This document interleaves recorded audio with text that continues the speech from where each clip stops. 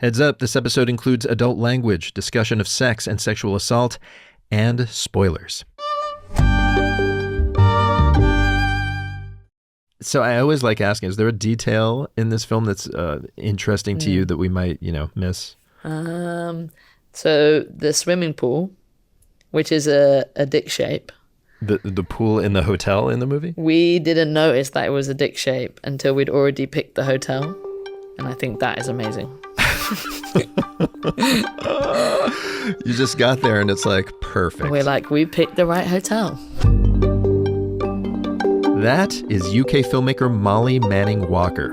And that pool was perfect because her new movie is set in a world where sex is everywhere, whether you're ready to plunge in or not. The movie's called How to Have Sex, and it's about a bubbly British teen named Tara on a nightclubbing holiday with her girlfriends in a party town in Greece. Her goals? To bond, dance, drink, and lose her virginity. Which should happen with a sweetheart of a guy she meets named Badger, but ends up suddenly happening on a beach one night with his aggressive pal, Paddy. I've not noticed it before, but you're proper beautiful, Under pressure from him, she consents to hooking up,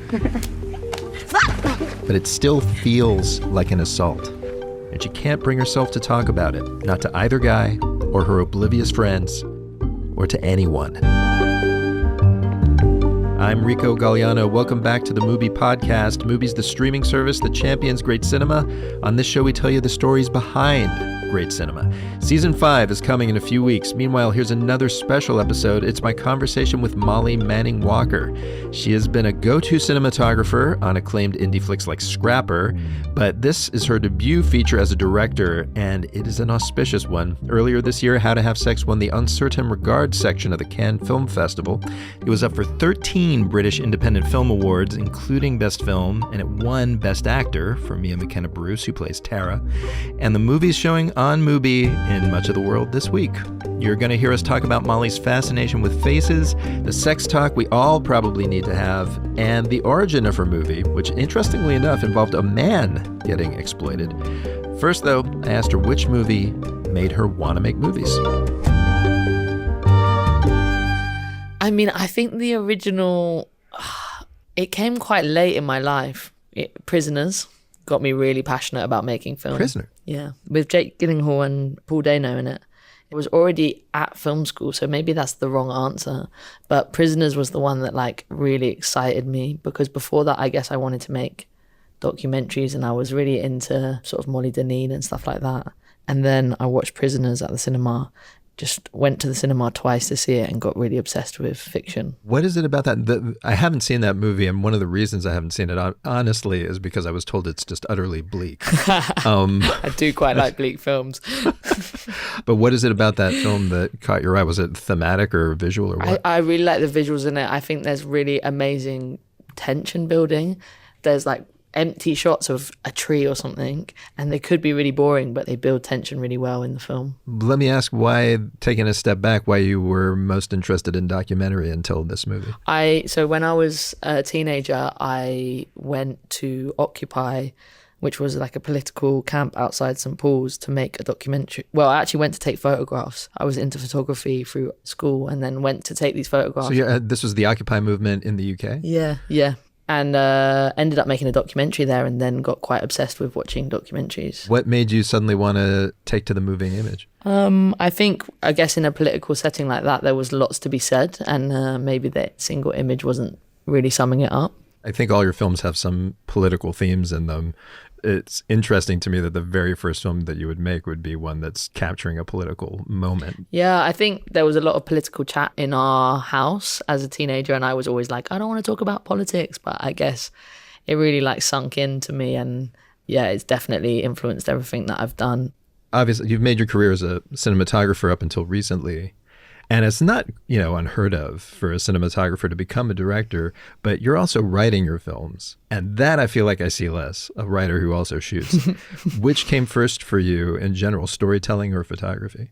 I guess I've just been really interested in storytelling I really enjoy the like storytelling down the pub, you know, like that, even that vibe. So I guess storytelling in general was always like an aim for me and an exciting thing to be involved in. I am always looking for kind of formative moments. Do you remember like a moment being in a pub where it's like the best part of being in a pub is maybe the stories and not the beer? Yeah, definitely. I mean, I didn't drink for 6 years. I just really love mad stories or situations that you end up in and you're telling your friends, this crazy thing happened and this is how it happened. I quite like an adrenaline junkie, so I guess always looking for a little adventure, and then it always ends in a good story. How else does that manifest? Are you like a roller coaster rider? I actually really don't like roller coasters unless they're in water. I don't like my head being banged around. Specifically. Wait, what roller coaster is in water? Like water rides. Oh, I see. And also maybe I just like trust water more than I trust metal. Where does this story come from? How to have sex? What's the genesis of it? So I went on a bunch of these holidays when I was that age, when I was 16, 17, and recollected with some old schoolmates and realized it had quite a huge impact. Where did you go and when? What was the first holiday? We actually went to Ibiza first, which was the sort of the wrong way around to do it when we were 16. After that, probably Magaluf, Ayia Napa, back to Ibiza. I was really into my clubbing holidays at that time. I mean, I can imagine it. You're an adrenaline junkie. These places, I mean, you can feel it in this movie. There's a scene where these women get to their hotel. They're talking about who gets the bed. And one of them is like, well, I don't plan to sleep on this holiday. And they do basically put themselves through, it's like a physical endurance test. Yeah. Is that how it actually felt to you? I guess like it felt both like the best time of our lives and also like an endurance test. You know, like half of it was like, we're really here to enjoy and like party, and that's really exciting. And then there was times where you're like, oh, I don't want to carry on, and it feels like you have to. Well, I mean, but why? Obviously, there's a million things that you could write. I mean, you could have made this movie about, I don't know, Occupy also sounds like it was a formative moment in your existence. Why those, holidays? So when I connected with old friends, we realized that we started talking about, the blowjob scene that happens in the film, which we witnessed in Magaluf on a bar crawl. And we realized, well, at the time, I remember being really shocked by it and being like unsure what everyone else was feeling, but pretty sure that everyone else was enjoying the moment. And then sort of at a later date, when we started talking about it, I realized that everyone else was also quite shocked by it. And I think that is really interesting, this idea that we all thought that each other were enjoying it, but actually we were all kind of covering and saying like, wow, best moment of our lives, best holiday ever, For those who haven't seen the movie yet, can you just describe that one scene? Yeah, so they go to like a day party drinking event. There's sort of starts as sexual drinking games, like passing shots between mouths or drinking booze poured into their mouths from someone's bikini. And as the day goes on, everyone gets more and more drunk and it escalates.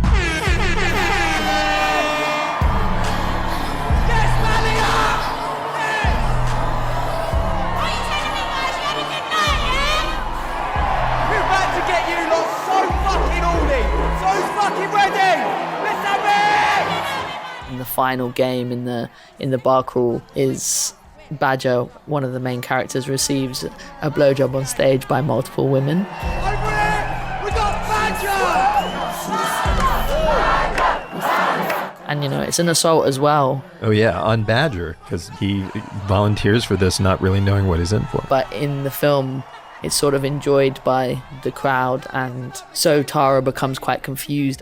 She's with Badger at the time, and there's a sense that they're going to get together. She's quite confused as to where that sort of leaves her in this sort of mission to lose her virginity. Yeah, everyone's confused and freaked out, but they kind of feel like they have to grin through it. Badger is on! I'll be honest, as somebody who has gone to things like Burning Man and to a lot of big festival type things, even for me, that sequence, it was like, really? This happens? Yeah. This happens, yeah. To the point where I was like, I wonder how exaggerated it is, but you're saying this is actually the genesis of your story in a way. Yeah, this is sort of like a memory that I thought I'd heightened, but when I reconnected with friends, I realized that it was a really formative memory. What do you think the point... This is a larger question that goes maybe beyond, filmmaking, but a lot of movies that have affected me deeply lately are the ones that make me go, what are we doing? as a society and as a species. With life. Yeah, like where did this come from? And why are we doing it? Why is this the way that we're coming of age? I really often think that. I wake up most mornings and be like, but we made all these rules up.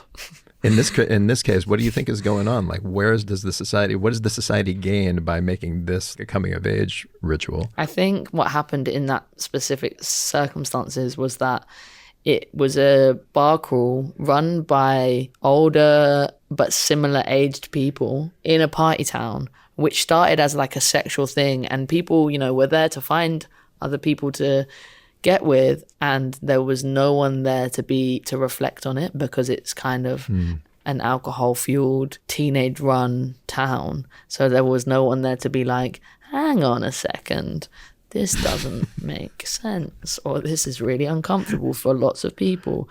And I guess I hadn't really reflected on how much of an impact these holidays had on my perception of sex and consent and assault, This conversation sort of plays into something that I noticed. I went back and watched some of your shorts after watching this, and there are echoes between all of them, starting with the characters who are young women who they experience something like this that is maybe traumatic, and actually other things are experienced in this movie that are absolutely traumatic. And they find it really hard to get others either to talk about it or to get others to understand it. Why does that figure so prominently in your movies? I think we don't speak about enough in society, specifically in British society, but I guess in other society too. We're very stifled by conversations around sex and intimate assault. When I was assaulted when I was 16, I wanted to talk about it, and I would walk into rooms and it would suck the air out of the room.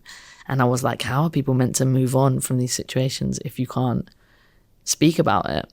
So yeah, I kind of wanted to talk about like having space to talk about things that you're going through. You were the person that would like finally broach the subject? I think I was like annoying 16-year-old most of the time, but when and like quite loud and gobby and quite jarring in general, but when the assault happened, I really wanted to speak to other people about it, and they really didn't want to engage with it because everyone else found it too traumatic for them. And I found that really interesting. It is interesting, though, that then you went back before you made this movie and talked to them and they were willing to talk about it. You think age sort of solves a little bit of that problem? Yeah, maybe. Yeah, age. But I wonder if there's also like this feeling of it was long ago, so they feel like there's less pressure on them to like solve issues or something. I don't know. And by the way, you also noted, and I kind of thank you for this as a guy who doesn't think that men always deserve a break. I do think that it's interesting in a lot of your movies that you just mentioned it before. The guy who's getting the blowjob on stage is also being assaulted. Yeah. And so I'm grateful to you. I think in all your movies you have male characters who are also trying to understand what's going on and wish they could talk about it. Is that conscious on your part? Yeah, definitely. I think for me it was really important that we don't lock men out of the conversation, I don't think we can move it forward without everyone being on board. And I think as much as I think it's learned behavior and, our society wants men to act in a certain way. And I think if we change that, then everyone would be lots happier. I don't think it's like we should blame anyone in this situation. I guess, is there no one to blame? Is society all a situation like the blowjob scene where it's just like it's set up to be kind of fun and then it just gets out of hand and nobody goes, hey, this has gone too far? I think the blame is like in not stopping it and being like, it's gone too far. Like, I think it's time that everyone speaks up about all of these situations, that we change sex education, it's obviously like most women I know have been assaulted and most men I know wouldn't look at themselves as assaulters. So then there's obviously a gap in understanding of what's going on. And so I think the only way to change it is by talking about these situations and realizing what other people are going through. Let me ask you a little bit about your process. You didn't shoot your last short and this feature, but it is still recognizable to me from your photography work. How did you hand off that job and how easy was that for you to have somebody else shoot? It was very tough for me. I mean, it's definitely the way that I've learned to be a filmmaker, and it's the way I see the world in general is that I always have a camera with me. So it was very tricky for me, but we did really extensive prep together. We storyboarded the entire film and we talked about color palette of every scene. And yeah, I love to shoot handheld very close to faces with a shallow depth of field. And so I guess is not too far away from that. Why is that? Why do you like to shoot that way? I really like to shoot people's faces, and I'm always interested. Like when you have an amazing actor and their eyes are doing so much, it's better than what's going on around them. I love seeing information drop on people's faces, you know, like I like seeing a change in reaction. I like the real detail that a performer can give you. And I think when you see into people's eyes all the time, then you really are affected when they're affected. But I think maybe it's the way I see the world in general as well, is that I really like people, hanging out with people. Was it the movie does have this feeling of incredible energy? Were you just kind of plunging into a pre-existing world? Like, were you there during like actual party time and just shooting your actors in the midst of it? Or No, so yeah, all the extras are cast. We were shooting out of season. None of the parties, they were all gone by the time we got there. It was freezing cold, so the actors going in and out of the water was a real task. Well, so are you actually then, to get that energy, were you throwing what was basically a party and like telling people to let loose? Yeah, so we had to like ramp the music up, get them all dancing, then turn the music off, but keep the energy up. It was chaos, to be honest. And we shot all the party scenes in the first 2 weeks, and I kind of didn't know what I'd put myself in for. There was a lot of time, I would say maybe even more screen time in the first half of the movie dedicated to showing how fun this is. Why was that important to you, I guess? Yeah, I didn't want to make too heavy a comment on party culture. You know, some of my best moments of my life have been in party culture, and you know, you can be really down and go to the club and shake it off, and yeah, I still love the club, and I didn't want to be like off-putting on party culture. It's hard not to be a little bit though after this, because you do show how much fun it is. But I mean, like the danger, and this is actually in a lot of your movies too. I feel like even in the most fun interactions, there's a little bit of danger for these women. I guess that for me, the film is about consent becoming too binary, that we're obsessed with like yes and no, and actually it should be about people having a good time, and there's so much opportunity in the world to be kind to each other and have a good time, and it feels like we've lost concept of that. Well, what do we do if yes or no isn't enough, or we're too obsessed with it? What's the solution? I think that we should be able to read someone's face, you know, and understand if they're okay. And if you were talking to someone and suddenly their face dropped and they looked uncomfortable or upset, or you would ask them if they were okay. But for some reason, there's an understanding that with sex, you can just plow on and keep going, and that still feels mad to me. It's almost like you're making an argument to be like a little more in touch with people, more cued into them, what they're doing rather than what they're saying. Yeah, totally. I think there's some massive space for us to be engaged with humans more. Molly Manning Walker, How to Have Sex, starts showing on MUBI in the UK and elsewhere this week, and it hits cinemas in the US and Canada February 2nd. Check the show notes for details. Also, indie film fans, you will be happy to know that right now, in much of the world, MUBI is showing a range of movies by none other than Finland's greatest exports in cell phones, director Aki Kaurismäki. In honor of his wonderful new Cannes winner Fallen Leaves, this is a sampler of his whole career, including his deadpan funny rock movie Leningrad Cowboys Go America, and his English language I Hired a Contract Killer, starring none other than the French New Wave's favorite son, Jean-Pierre Léaud. Once again, the show notes will direct you to our retrospective. It's called How to Be Human, Films by Aki Kaurismäki. Do check it out. Meanwhile, this episode of the MUBI Podcast was written, hosted, and edited by me, Rico Gagliano. Kira McKenniff is our producer. Stephen Colon mastered it. Music by Yuri Suzuki.